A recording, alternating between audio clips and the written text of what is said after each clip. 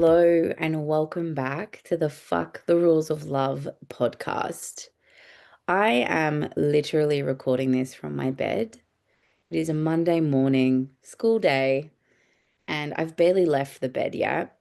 But I decided to record this very unplanned episode because I also want to include as much realness in this podcast as I can.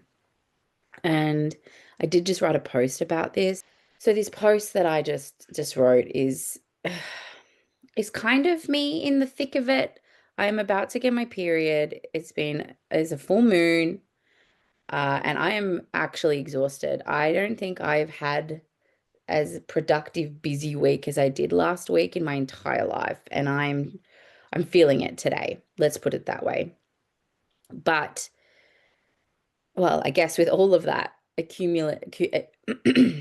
and with all of that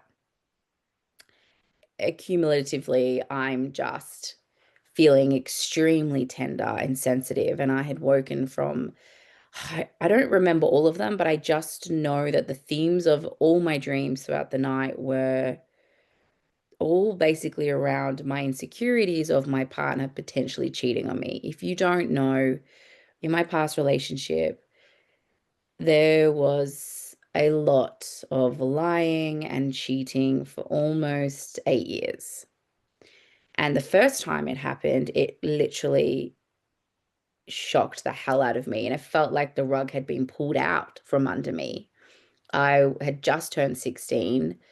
At before I'd met my then partner, I was Catholic, and I would go to church most weeks. And I was like, I'm waiting for marriage. But I was so desperate to be loved by a man that went out the window. And then I met this boy, and I just wanted so desperately to be seen, to be loved. And lo and behold, within just a few months of being together, I actually ended up pregnant. But prior to that, we got together in May, and that happened in August. He cheated on me for the first time twice within 24 hours. And in between that, we had been intimate as well. So when my brother rocked up at my grandmother's house, which is where I was staying that night at 1 a.m. in the morning, calling me saying, "Hey, can you come out here, please?" and shared the news with me because my ex had been living with my brother. It literally, I felt like my world was ending. And I remember so viscerally my body just being like, please, like, this can't be real. And I left him for a couple weeks, and desperate me went back. And if you're not watching this on YouTube, you might see that I'm actually, my eyes are welling up a little bit, which is so interesting because I've talked about this many times. But today it just feels bigger. For whatever reason, I think everything is perfect and everything happens for a reason and exactly as it's meant to. And we're always peeling back layers. And I think I'm peeling back a really big layer. And right now, this wound of mine is bleeding quite heavily. That's how I could explain it as a metaphor. And yeah, it just feels raw. It happened, what, 13, 14 years ago. And my body's remembering it like it happened. It's happening right now. And this is why doing this work is so important, ladies. Like, we don't do this because it feels good in the moment. We do it because afterwards it does. And because we are so brave and courageous and we are so powerful. And the only way for us to remember that is to heal those wounds that have made us feel otherwise. And that's why I do this work. This is why I support other people to do it, because you don't know how to do that more often than not because we haven't been given the tools. We weren't taught how or shown how to. So to expect that we can just do this by reading some books, to me, is wild. Absolutely, they can be supportive, but to expect that they're going to be sufficient to heal our deep, deep wounds and hurts and traumas and heartbreaks is, in my opinion, pretty unrealistic, but I also understand the appeal because it we just kind of touch the surface and the surface doesn't hurt so bad. So anyway, I woke up this morning after having several dreams of my now partner cheating on me. Now, my current partner is the greatest man. He has loved me so unconditionally. I would say probably 90% of the time. And for probably 90% of our relationship, I couldn't see that because I'd never really experienced it in this way. I didn't think I was deserving of it. So there was no way that my brain was able to see it for what it was. And sure, he's got his flaws. We all do. He is not perfect and he has made his mistakes and he has hurt me. But frankly, I think I have done a lot more hurting of this relationship than he has, which is why I do this work so consistently. Because one, I think that this is just, I am profusely, deeply initiated into this work so that I can really help women radically change their lives and their relationships. But also, I do this work consistently because I have so much baggage. I mean, there's a lot less than there used to be, and I've come an extremely long way. But the reality is, I am still like my hurts are still bleeding into this relationship. It's a lot quieter than it used to be, and it can be really sneaky, and sometimes I can't even see it for what it is, if I'm frank. It takes me a while, but again, I trust the timing of it, and I trust that I will see it when I am meant to see it. But I see here and I go, how many people can't see how their self-protective mechanisms are getting in the way, how they can't see that their hurts are bleeding into this relationship as well in ways that maybe they can't see, but it's there and it is harmful. It rocks the foundation of their relationship and they're doing this over and over again. And I say that it's like when we allow these pains and hurts from the past and our traumas to run the show without us having any conscious awareness. When that happens, we are setting ourselves up for failure because they are going to be in the driver's seat. And when they're in the driver's seat, we don't make decisions for our relationships that are going to support it to thrive. We're going to make decisions for our relationship that quote unquote keep us safe.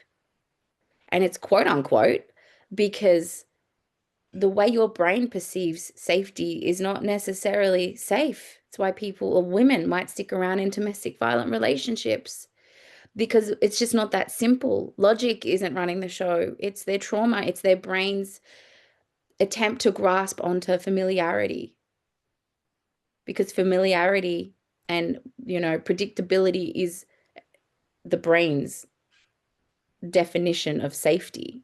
So it's kind of like we have to work against your brain's biological mechanisms in order to create change. And whilst it isn't always easy, it's very possible, but it absolutely takes consistency and practice over and over again, learning to feel, feeling safe, to feel, rewiring your brain, rewiring your nervous system to perceive safety in a new way. Like unconditional love didn't feel safe to me. I didn't know what to do with it. The way that my partner loves me isn't always the way I want him to love me.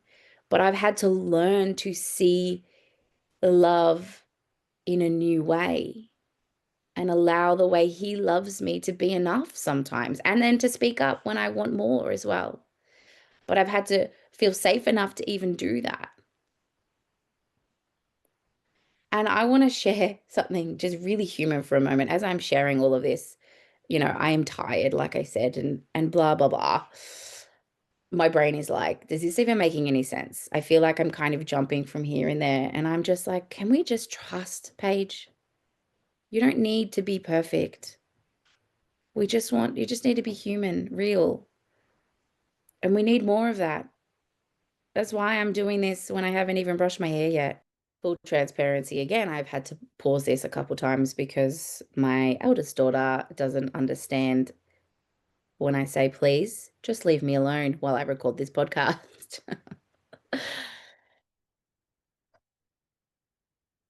So, yeah, we're all fucking human.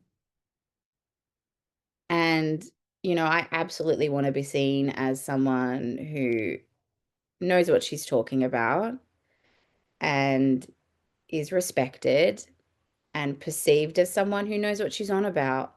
But I will also never hide behind pretenses and masks and performing. I know a lot when it comes to self-protective mechanisms, when it comes to relating in a way where vulnerability gets to shine, which in turn creates a shit ton of connection and love and depth and intimacy. But I don't have all the answers, and I don't believe I am meant to, because if you continue to outsource answers, you will continue to mistrust yourself. And I think that's one of the benefits of how I work too. It's like, you want to work with me, awesome. But I'm going to ask you a lot of questions because I want you to have the answers, to find and seek the answers yourself. Sure, I absolutely will. I call them loving bitch slaps. I'll give you a loving bitch slap if you need it. That's some of the things that my clients have reflected back to me that they love the most. Said, I will tell you how it is sometimes if I feel you need to hear it. But also, I'm going to encourage you to, trust yourself, trust your own judgments. Otherwise, you'll never grow, never learn. And at the end of the day, we need to trust ourselves, which I'm going to tie this back into my dreams and this fear of being cheated on, and how at the end of the day, I went back to my ex time and time again. And that saying, fool me once, shame on me, fool me twice, shame on you. That applies. I didn't deserve to be cheated on. I didn't deserve to be treated the way that I did. I also really just want to emphasize that I too was not a perfect partner, okay? But that also doesn't mean I deserve to be treated that way. However, I did choose to go back. I did choose to stick around. And this is where radical accountability is so crucial, because I spent many years, even after leaving him, being a victim. But poor me, poor me. But also, I chose that, whether it was conscious or not. And yes, I can understand why I did that, because I did not feel I deserved better. I'd never really been role modeled better, because my mum went through the exact same thing. So that was the norm to me. And I was genuinely convinced that I couldn't trust men. But at the core of all that, I couldn't trust myself. And so I actually believe my greatest fear of all is not that my partner, my current partner, James, will cheat on me. It's that if he did, that I would not back myself and leave indefinitely. Because I know for a fact, especially after having been through what I've been through, that if he did ever cheat on me, I would never fully trust him again. And if I stuck around, I would never fully trust myself. How could I? If I was just repeating history again and allowing it, especially with the awareness that I have now. Back then I was still a child. I mean, I was a child as a mum. So it's not like it was that simple as just me and my partner. The first time it was, and then I was knocked up within a couple months. So then we threw in a child, and that complicated things and made things just way more challenging. And I don't care. Anyone can say you shouldn't stick around for kids. It's not that simple. And I'm grateful that I did stick around, because I then got another beautiful child out of that relationship. And it led me to here. And like, I survived. Like, I'm okay. And yeah, waking up from these dreams on occasion, because sometimes they rear their heads. real randomly. And I know it's my subconscious is communicating to me that there's something in the undercurrents that I haven't been noticing or been paying attention to and I need to address. And so I'm always quite grateful that I pay attention to my dreams when this happens, because then I'm not just sweeping things under the rug, and I lean in instead of pull away. And that's why this work is so important, because if I leant away instead, or I ran in the opposite direction, I would continue to allow this pain and hurt to run the show. And thus that self-fulfilling prophecy continues. But instead, I'm sharing it. And this is part of me healing, if I'm honest. It is. But I also share because I want you to hear realness, because there's not enough of it in this fake world. And I say fake because so much of what we see online is so curated. And I try and find a balance with that. I really do. I don't wear much makeup. Sometimes I do wear, you know what? The only time I actually wear like a full face of makeup is if I'm like going out. Like, I don't know. I'm not just talking about to dinner, like an actual event. Maybe if I go to a party, I might, but otherwise, not really. My youngest is officially awake. I just had to pause it again. I think more than anything, what I want you to take away from this is that I try and find a balance of, a professional YouTube or podcast for sure, but also humanness, realness, authenticity. And authentically, I'm not somebody who wears a lot of makeup much at all, so I'm not going to wear a lot of makeup, or I'm not someone like I love to wear clothes that are comfortable over how they look. Occasionally, I might wear a pair of heels if I go out, but even then, they usually end up off because I would prefer to be comfortable. So this is just, yeah, I don't feel so much in it, for lack of a better word, anymore. But I definitely woke up feeling all kinds of ways. And I just wanted to curl up in a ball and kind of just stop existing, because I was like, I can't believe I'm back here again. I can't believe I'm still feeling this way after doing this work for so many years. But I am human and I preach self-compassion. And so I hold I'm giving myself self-compassion, because I'm not doing this intentionally. But it's important I acknowledge that there are parts of me that don't want to change this part of me, because this feels so safe. And I wonder how many of you listening can resonate. Like, if you're really honest with yourself, how there are parts of you that maybe you hate, dislike, resent, wish you could change, and yet on some level, it's probably louder than you think it is, that doesn't want to actually change that, because this is your safety net. This is familiar. This is the thing that makes you feel like you. Maybe it's become a part of your personality. Being a victim is not as common as it used to be. It used to be all I knew. I was a victim of life. And that is the epitome of powerless. We just continue to give our power away to the past, ultimately, to things that we cannot change. And so it's important to recognize even the parts of us that, yes, okay, want to change, but what about the parts that don't? Sometimes they need to have a voice to be acknowledged in order for actually, ironically, the change to occur.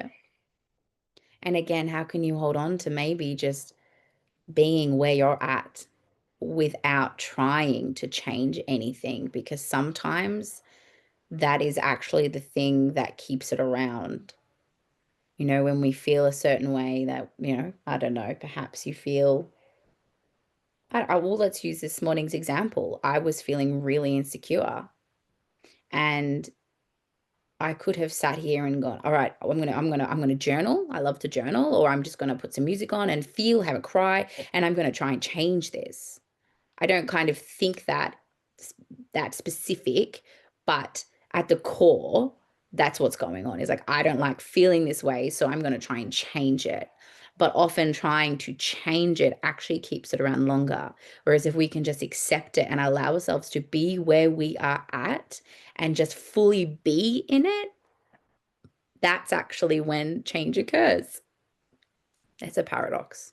Life is a paradox. Anyway, I'm going to wrap this up here before another child barges in. But I just want you to remember that you are capable of more than you realize. But sometimes, in order to actually feel that, realize that, there's a lot to dig up, to dig away, and to reveal to ourselves. And it doesn't always feel good. I know that. But life isn't always meant to feel good. And ironically, it can become comfortable being uncomfortable too. I used to hate crying. I never cried. I was very numb. Now I love a good cry. Love it because I know what's available to me on the other side. And sometimes even having a good cry feels pleasurable to me. I don't mean in the sense of like orgasmic, although sometimes maybe, but like just it feels great to let go. So, how can we invite some more discomfort in our lives and try and allow that discomfort to be something that we embrace instead of run from or resist? How can we just allow ourselves to be enough in this moment and meet ourselves exactly where we're at? How can we be seen a little bit more in our authenticity, not in the people pleasing or the pretending and performing, but in our wholeness, in our muchness? I hope you really enjoyed this episode. If you did, please let me know and I will so I know and I can give you more of these very raw, honest episodes. Um, Otherwise, we'll be back to what's the plan to normal programming, and I'll see you in our next episode. Ciao.